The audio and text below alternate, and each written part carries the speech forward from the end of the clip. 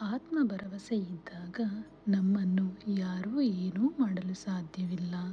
ನಿಜವಾದ ಜ್ಞಾನಿ ಎಂದು ಅಂಜುಬುರುಕನಾಗಿ ಧೃತಿಗೆಡುವುದಿಲ್ಲ.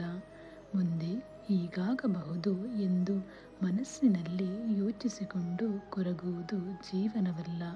ಬದಲಿಗೆ ಏನೇ ಬಂದರೂ ಅದನ್ನು ಎದುರಿಸುವ ಶಕ್ತಿ ಭಗವಂತ ನನಗೆ ಕೊಡುತ್ತಾನೆ ಎನ್ನುವ ದೃಢವಾದ ಆತ್ಮಶಕ್ತಿ ಧೃತಿ.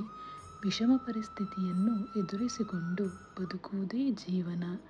ಅನಿರೀಕ್ಷಿತ ಆಪತ್ತು ಜೀವನದಲ್ಲಿ ಸಾಮಾನ್ಯ.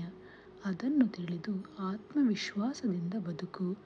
ಆಗಬಾರದ್ದು ಈ ಜಗತ್ತಿನಲ್ಲಿ ಎಂದೂ ಆಗುವುದಿಲ್ಲ. ಆಗುವುದನ್ನು ಯಾರಿಂದಲೂ ತಡೆಯಲು ಸಾಧ್ಯವಿಲ್ಲ. ರಕ್ಷಣೆಯ ಭಾರ ಸರ್ವನಿಯಾಮಕ ಭಗವಂತನದು. ಹೀಗಿರುವಾಗ ಭಯವೇಕೆ? ಯಾವ ಕಾಲಕ್ಕೂ ಇನ್ನೊಬ್ಬರ ಮೇಲೆ ಕೋಪಿಸಿಕೊಳ್ಳದೇ ಇರುವುದು. ಅಪ್ರಿಯ ಘಟನೆ ನಡೆದಾಗ ಕೂಡ ಕೋಪ ಬರಬಹುದು. ಆದರೆ ನಿಮ್ಮನ್ನು ಕೋಪದ ಕೈಗೆ ಎಂದೂ ಕೊಡಬೇಡಿ.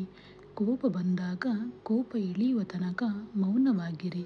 ಅದರಿಂದಾಗುವ ಅನಾಹುತ ತಪ್ಪುತ್ತದೆ.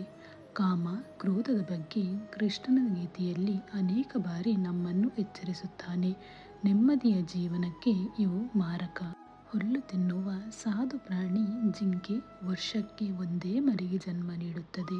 ಅವುಗಳನ್ನು ತಿಂದು ಬದುಕುವ ಸಿಂಹ, ಹುಲಿ, ಚಿರತೆಗಳು 4-5 ಮರಿಗಳಿಗೆ ಜನ್ಮ ನೀಡುತ್ತವೆ. ಆದರೂ ಭಗವಂತನ ಕೃಪೆಯಿಂದ ಕಾಡಿನಲ್ಲಿ ಸಾವಿರಾರು ಜಿಂಕೆಗಳು ಬದುಕುತ್ತದೆ.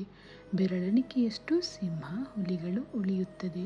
ಧರ್ಮದಿಂದ ಬದುಕುವವರ ಸಂತಾನವನ್ನು ಧರ್ಮವೇ ರಕ್ಷಿಸುತ್ತದೆ.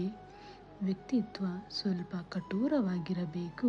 ಇಲ್ಲವಾದರೆ ಕೆಲವು ಸಂದರ್ಭಗಳಲ್ಲಿ ನಮ್ಮ ಅತ್ಯಂತ ಸರಳತೆ ಹಾಗೂ ಸವಿನುಡಿಗಳನ್ನು ನಮ್ಮ ದೌರ್ಬಲ್ಯ ಮತ್ತು ನಟನೆ ಎಂದು ಪರಿಗಣಿಸಲಾಗುತ್ತದೆ.